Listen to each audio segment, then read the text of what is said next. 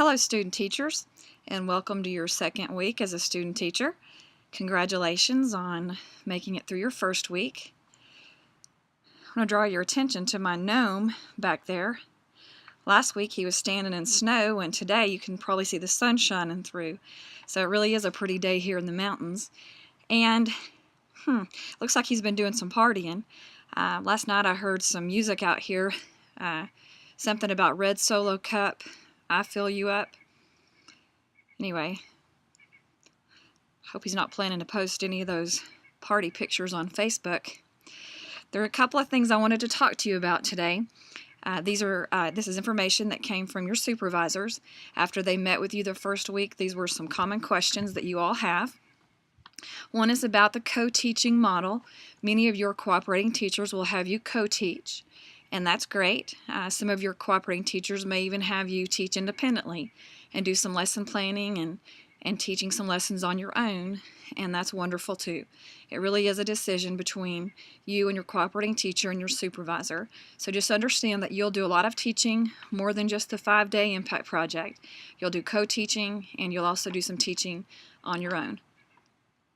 Speaking of the impact project, you may have noticed we took the sample impact projects off of As You Learn.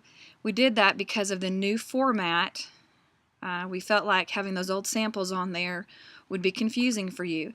So we'll be looking for some good samples this semester of your projects to include on As You Learn as samples for next semester student teachers. So again, we'll probably look for about 3 to 5 projects this semester, and we'll get your permission to use them on As You Learn. That would be kind of like winning an Emmy in student teaching. Okay. Next, professional workshops. Again, you will get permission to leave for professional workshop. Just make sure you get that approved through your supervisor and through our office. Some of you have already done that. You submitted the request for these workshops last semester because you knew they were coming up.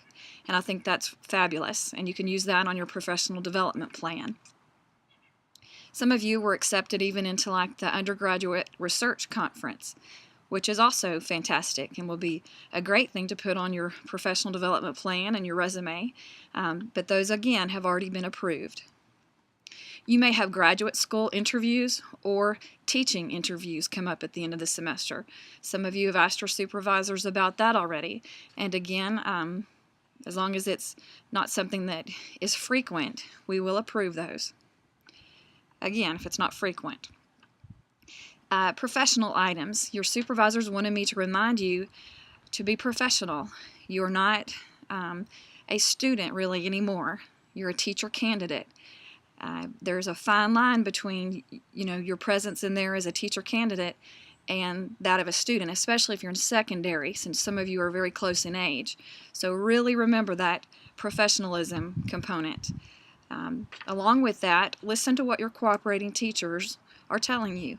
That is their classroom. They are the boss. They are your boss for now, one of your bosses for now. And so anything that they tell you, consider it. Try to implement it in your teaching, in your classroom management. We have chosen them because of their professionalism, and we appreciate their partnership. So make sure you are really considerate of the suggestions that they have for you. The school calendar. You are now on your school's calendar. You will end when ASU ends, and you'll graduate with ASU, but you're on the school calendar for now. So any holidays that they observe, you will observe them when they do, such as spring break and other holidays like that. You'll want to, some of you have permission to go on ASU spring break, but again, you've already gotten permission from us because you may be going on a professional trip. Some of you asked about the people who started early. We have that early start, if you'll remember. And at the informational meetings last semester, I shared that that was completely up to you. It doesn't mean that those students get to end early. They just wanted to start early to get to know the students and the teachers and the policies of that school. Finally, the last thing that many of you shared concerns about is classroom management. and behavior type issues. That's a common concern for student teachers, interns, even new teachers. My suggestion is that you watch your cooperating teacher, see what they're doing in terms of classroom management, see what they're doing in terms of a behavior plan, and try those methods first. Then talk to your supervisor. Go back to some things that you may have learned in your coursework here at ASU and try those as well. We have books in my office. There are videos. We're going to have some sessions at the second seminar. We will have common course sessions, but we will also have classroom management and behavior management sessions. Those are always well attended. Remember that you're the teacher candidate and you are learning, and we do know that. So be sure to seek the resources that you have available to you through your cooperating teacher, your supervisor, your academic consultant, and our office. We're happy to help you with that. I hope this has been helpful to you in terms of some updates. There may be more in the weeks to come. If not, again, I'll see you at the second seminar, and have a wonderful second week.